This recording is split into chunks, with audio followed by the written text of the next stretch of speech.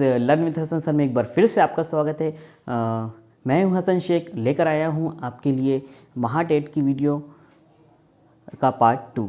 ठीक है, तो ये वीडियो में मैं आपको एक बात बहुत ही अहम बताने जा रहा हूं कि अगर आपने कल की वीडियो देखी है और आपने उसको देख कर ये समझा है कि हाँ ये आसान है, हम कर लेंगे, और देख कर ही समझ लिया, उसको बंद करके रख दिया, नहीं होने वाला, कुछ नहीं होने वाला। उतना तो आसान है, वो सबको आता है। आपको इसके अंदर करना ये है कि सिर्फ देखकर सीखना नहीं है, बल्कि उसके बाद आपको रिटन प्रैक्टिस करना है। एक एक क्वेश्चन को कम से कम आप 10 मरतबा भी तो सॉल्व करो।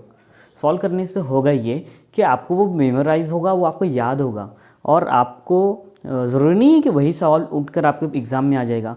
लेकिन जो है आपकी जो प्रैक्टिस छूट चुकी है ना, जो आपकी मल्टीप्लिकेशन करने की, आपके जो है टेबल यानी कि पहाड़ा पढ़ने की जो आदत छूट चुकी है, जमा करने की, हासिल देने की जो आदत छूट चुकी है, वो सब रिकॉल हो जाएगा, प्रैक्टिस हो जाएगी, आपको मेमोराइज़ हो जाएगा। तो इसकी वजह से आपका एग्ज़ाम में वक्त बचेगा। अगर आपको यकीन नहीं आता ना, तो आप ये इस सवाल को हल करके देखो पहले। अभी ये वीडियो ख़त्म हो जाएगा ना, इसका स्क्रीनशॉट ले लो, इसको हल करके देखना आपको पहली मरतबा हल करने में कितना वक्त लगता है, और 10 मरतबा प्रैक्टिस कर कीजिए और उसके बाद सॉल्व करके देखना। आपको मेरे बात पर यकीन आ जाएगा, और फ़र्क आप लोग खुद ही देखना कि कितना फ़र्क पड़ता है और आपकी जो है मेंटल स्किल में क्या फ़र्क पड़ता है। ठीक है, नेक्स्ट। अरे हाँ, एक सवाल देखिए इस तरह से, ये पेपर में ये जो सवाल एक सवाल इस तरह से आ रहा है, ये देखिए स्क्रीन पर नज़र आया। हाँ, ये आप लोग इस फ़ॉन्ट का रोना मत रोइए कि ये ख़राब फ़ॉन्ट है, उर्दू वालों के साथ नाइंसाफ़ी हो रही है, वॉट एवर ये वो। अरे मेरे नज़रिए से देखिए, मज़बूत सोचिए, इसमें आपका कहीं ना कहीं एक तरीके से फ़ायदा है। अब आप पूछ रहे होंगे कैसे। ठीक है, अगर ये इतना आसान क्वेश्चन है, इतना आसान क्वेश्चन है, इसको आपके पास ऑप्शन दिया था उर्दू में, उर्दू के अलावा आप इंग्लिश में, मराठी में पढ़ सकते हैं। जैसे कि अगर आप इंग्लिश में थोड़े से अच्छे हों, इसको पढ़ के समझ लीजिए और आप इसका जवाब दे दीजिए। कितना आसान सवाल था। अगर ये उर्दू फ़ॉन्ट में बिल्कुल अच्छी सी लिखा होता, तो आप जैसे हज़ारों लाखों बच्चे भी वही देखकर आसानी से हल कर लेते। तो क्या फ़र्क हो जाता। अगर आपके पास अदर लैंग्वेज की स्किल थी तो आपने उसका फ़ायदा उठा लिया। तो बोलने का मतलब सिर्फ यही है कि जो आपकी कमज़ोरी है वही आपकी ताकत भी है, आपको गौर करने की ज़रूरत है, और सिस्टम को रोना मत रोइए, है ना। जो ज़िम्मेदारान हैं वो अपना काम बखूबी करते हैं, अल्हम्दुलिल्लाह। लेकिन आप एज ए स्टूडेंट आप सबसे पहले उसका फ़ायदा उठा ही लीजिए। कैसे फ़ायदा उठाना है, इस तरह से। ठीक है, देखिए कल मैंने आपको टेबल दिया, पहाड़ा दिया याद करने के लिए, स्क्वायर्स दिए, आप लोगों ने याद किए। बहुत सारे को हो गए होंगे, जिसके नहीं हुए देखिए मुझे फटाफट जवाब चाहिए। ये 676 किसका रूट है, नहीं याद आ रहा है। 26 का है। जिनको याद आ गया कमेंट सेक्शन में बताइए, बहुत अच्छे, यानी कि आप लोग स्टडी से लगे हुए हो। और अगर आपको नहीं याद आया तो फिर आपने मेहनत नहीं की, आप लोगों ने और मेहनत करने की ज़रूरत है। आप लोग रोज़ाना पढ़ाई से लग जाइए। हाँ, ये देखिए एक एकदम सिंपल सा एक बिल्कुल सिंपल सा सवाल एक और आया है। उसके अंदर ये स्क्वायर रूट के ऊपर ही है, कल अगर आपने याद कर चुके होंगे। हाँ देखिए स्क्रीन पर नज़र आया, ये एक सवाल है। Root 400, root 900, root 1600। आप कुछ बच्चे बोलेंगे कि सर 400 का तो पता ही है हम लोगों ने, 2 का ये जो है 20 का इंटू 20 यानी 20 का स्क्वायर है। 900 भी हम जानते हैं कि 30 का मुरब्बा है, लेकिन 1600 हम नहीं जानते। इसकी एक शॉर्ट ट्रिक्स है,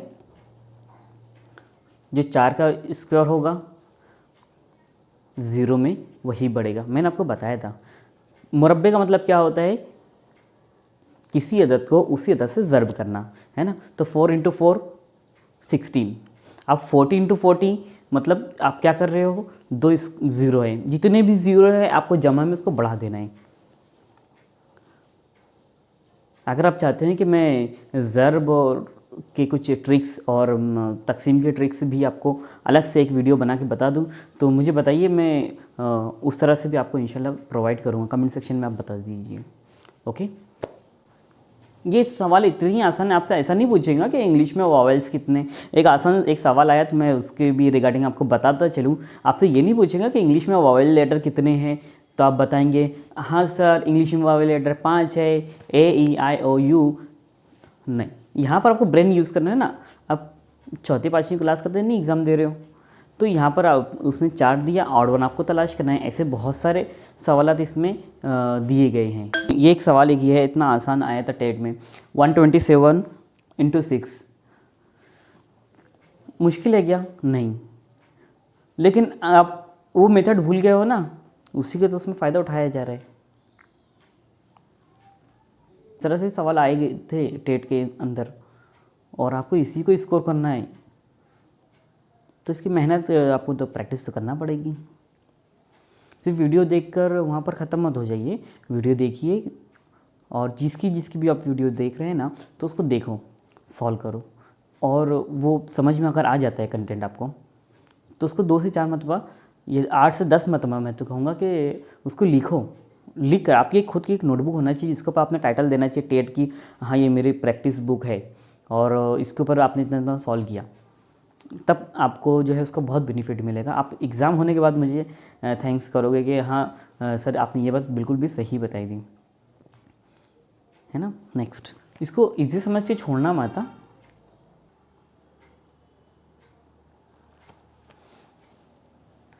ABCD याद है?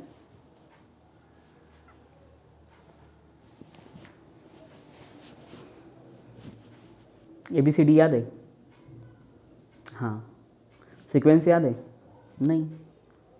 A का नंबर फर्स्ट होता है, B का सेकंड होता है, C का थर्ड होता है, D का 4 होता है, यहाँ तक तो याद है ना। E 5 होता है, ये याद है।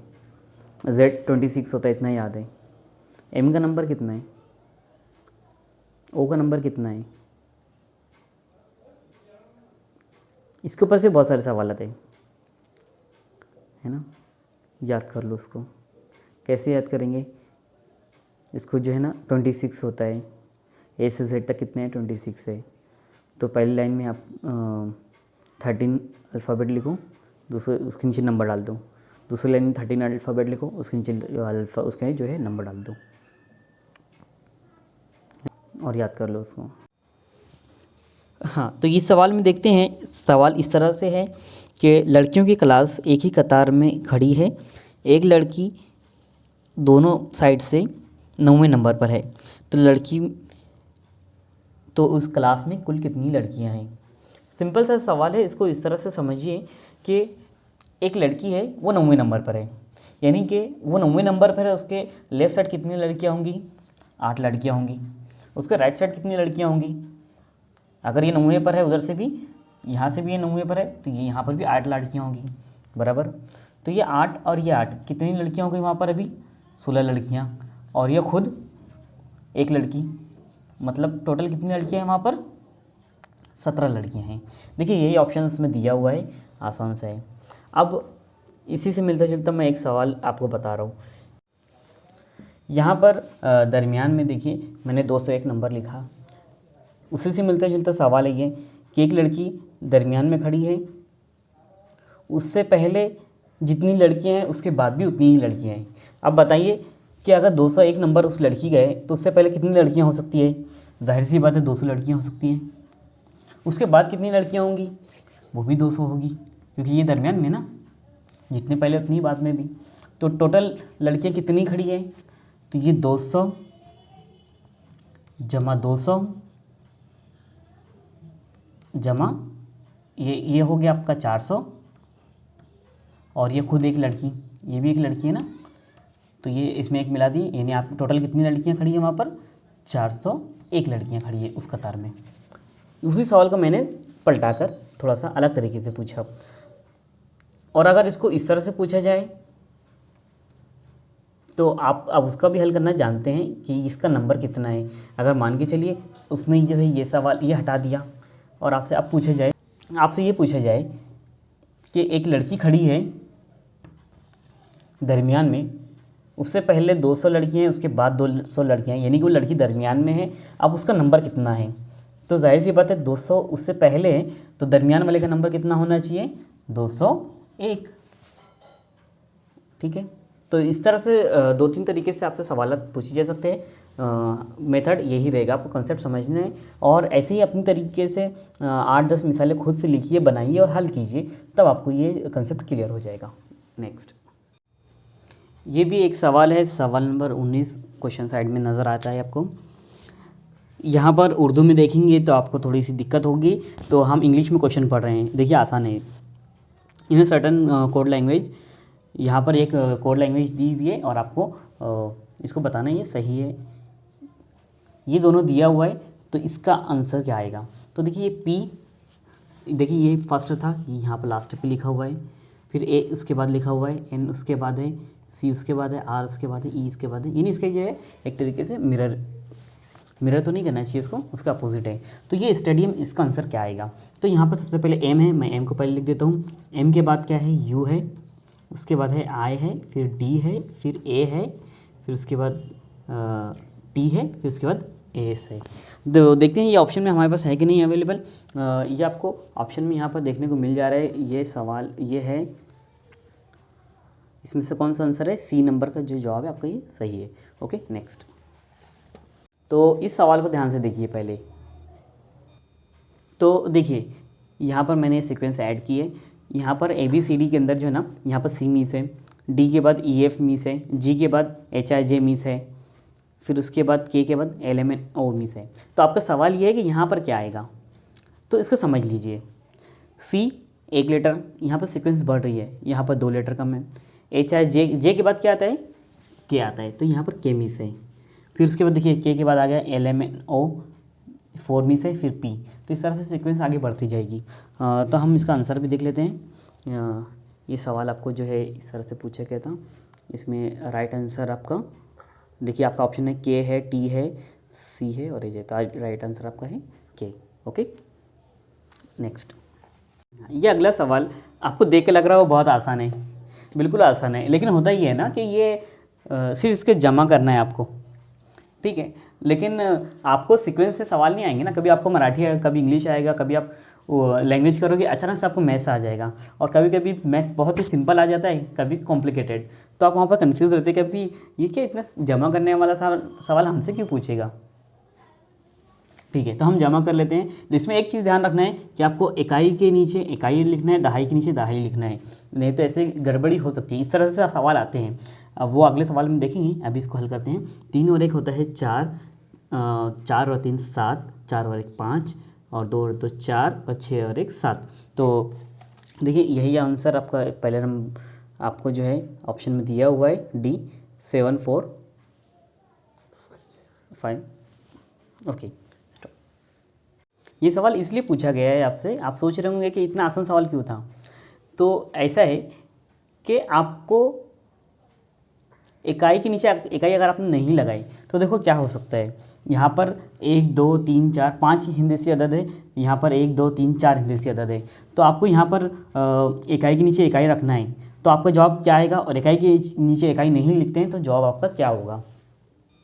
तो देखा आपने, अगर हमने एक थोड़ी सी मिस्टेक कर दी तो आपका जवाब क्या हो सकता है। इसलिए इकाई के नीचे इकाई लगाना बहुत ज़रूरी है।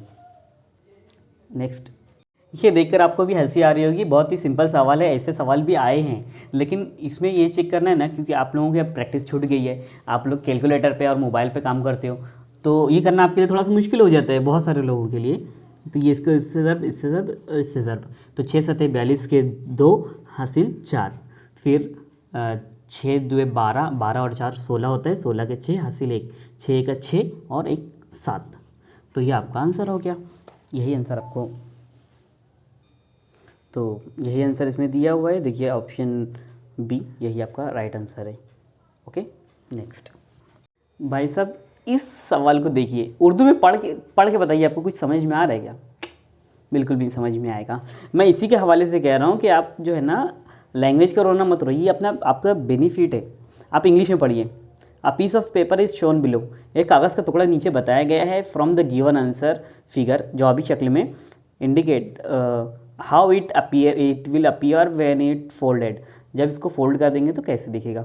अरे भाई साहब देखो देखो, इसको सिर्फ फोल्ड करना है, फोल्ड करने से लाइन तो नहीं बढ़ जाएगी ना, तो आंसर ऑब्वियसली ए रहेगा। अगला सवाल है आपका ये, इसको इसकी कद्र मालूम कीजिए, यानी कि इसकी वैल्यू, इसको घबराने की ज़रूरत नहीं, बहुत आसान सा सवाल है। बस कल आप लोगों ने याद कर लिया ना स्क्वायर, उसी के ऊपर है। √400, इसका मतलब क्या होता है, किसका मुरब्बा ये 20 का है ना, 20 ये किसका है 30 का, ये किसका है 40 का।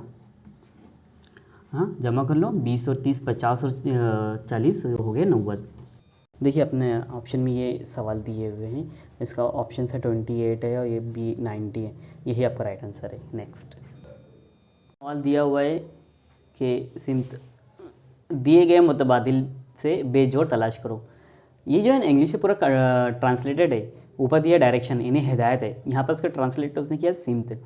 Find the odd one from the given alternatives, given alternatives में से ऑड निकालना है। ऑप्शन है ए है, आर है, ई है और आई है।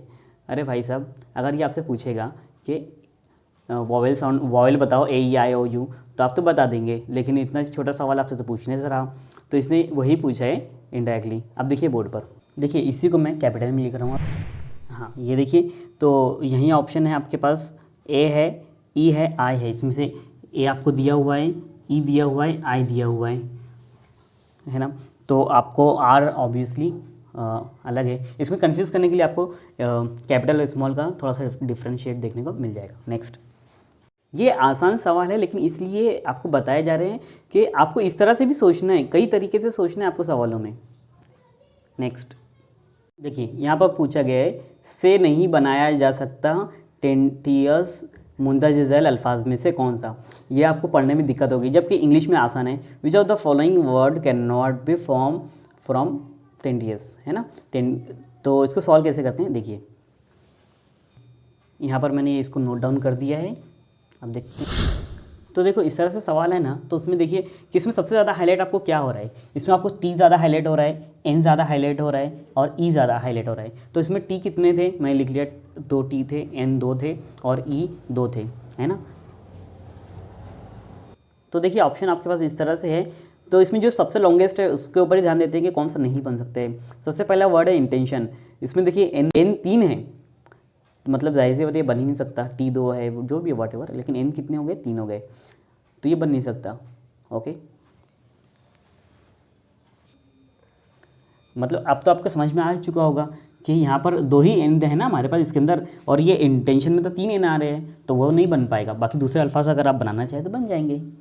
नेक्स्ट, ये अगला सवाल है, इसमें उर्दू में अगर नारंगी को सुर्ख, सुर्ख को जर्द, जर्द को गुलाबी, गुलाबी को नीला, नीले को बनफशी और बनफशी को जामनी कहा जाए तो किले का रंग क्या होता है। किले का रंग तो येलो होता है, लेकिन येलो को जर्द कहा गया, पीला नहीं लिखा हुआ है, आप कन्फ्यूज़ हो सकते हैं। इंग्लिश में ये सवाल और आसान है। If orange is called red, red is called yellow, yellow is called pink, तो येलो को क्या कहा जा रहा है, पिंक, तो यही आपका आंसर है। ये आपका बनाना कौन से रंग का होगा, पिंक है। अगला सवाल है, इतना आसान, अगर आप लोगों को नहीं स्क्वायर और स्क्वायर रूट याद किया होगा तो ये देखकर कुछ याद आया होगा, नहीं याद किए ना, याद कर लो। देखो फिर से स्क्रीन पर दे रहा हूँ, ये है 26 का स्क्वायर, आंसर आपका 26 है। नेक्स्ट,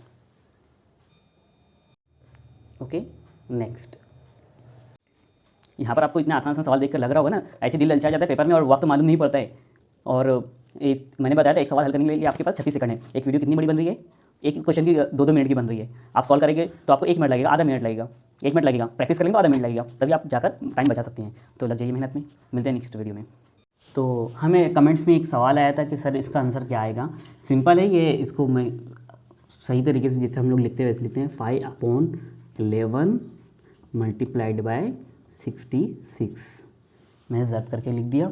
आपको 11 का पहाड़ा अगर आता है तो आप इसको कर लीजिए, 11 की 11, 11 छके 66। तो यहाँ पर आपके पास बचा है 5 और यहाँ पर बचा है आपके पास 6, यानी 5 × 6 और 5 × 6 होता है आपका 5 × 6 = 30। सिंपल सा सवाल था। हम लोग ये फ्रैक्शन और ज़र्ब तकसीम के बारे में भी देखेंगे इंशाल्लाह आगे। नेक्स्ट देखिए, ये जो है ना मेहनत वाला काम है, इतना इजी नहीं है। डेली अपने शेड्यूल में टाइम निकालना वाकई में थोड़ा सा मुश्किल काम है, लेकिन इंटरेस्टिंग भी है, इसलिए मैं कर रहा हूँ। आप लोगों के जो कमेंट्स आए हैं, आप लोगों के जो रिप्लाई आए हैं, वो मुझे इसी तरह से जोश देते हैं कि हाँ सर ये बनाइए वीडियो, हम आपके अगले वीडियो का वेट कर रहे हैं। तो इसीलिए मैं ये दूसरी वीडियो लेकर दोबारा से हाजिर हुआ हूँ, और इंशाल्लाह हम आगे इस तरह से गाइड करते चलेंगे। हम किसी एक तरतीब को लेकर नहीं चल रहे हैं, क्योंकि बहुत सारी चीज़ें हैं ना, आपके पास इतना वक्त है इसके अंदर ऑनलाइन टाइम वक्त देने के लिए, ना हमें ड्यूटी मुकम्मल करने के बाद जो है बहुत मुश्किल से वक्त निकालना पड़ता है ये सब करने के लिए। और इसमें एक काम नहीं होता है ना, एक काम नहीं होता है पूरी वीडियो बनाने के लिए, क्योंकि वो पूरा वन मैन शो है, तो आपको पहले पूरा कैमरा सेटअप पूरा रेडी करना है ना, स्टैंड पे सब लगा कर ये सब करना, माइक अरेंजमेंट, डिस्टेंस वगैरह लेकर, इन्वायरमेंट आपको वैसे चाहिए, क्वाइट चाहिए। फिर आपको सिर्फ कंटेंट लेकर बोल देना उतना नहीं है ना, फिर वीडियो बन जाना भी फिर वीडियो आपको बनाना है। वीडियो बनाने के बाद भी बहुत सारी चीज़ें होती है उसके अंदर, एडिटिंग करना भी बहुत ज़रूरी है। एज इट इज़ उठा कर उसको डाल दिया जाए तो वो भी नहीं चलेगा, बहुत सारी इसमें एडिटिंग्स करना होती है। तो आप अगर कोई इतनी मेहनत कर रहा है आपके लिए, तो आपका भी काम है आप उसको वसूल कीजिए, ठीक है। और ये वसूल कैसे होगी, आपको बताया गया इंस्ट्रक्शन पे बस आप अमल कीजिए।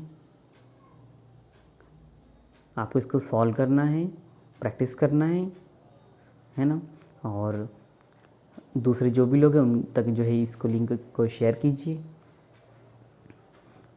सब्सक्राइब करने से, नोटिफिकेशन ऑन करने से क्या फ़ायदा होता है ये आपको इससे पहले भी बताया कि आप सब्सक्राइब करेंगे तो ना सिर्फ मेरे बल्कि इससे रिलेटेड जो भी कंटेंट होगा वो सारे वीडियोस भी आपको जो है इसमें नज़र आ जाएंगे।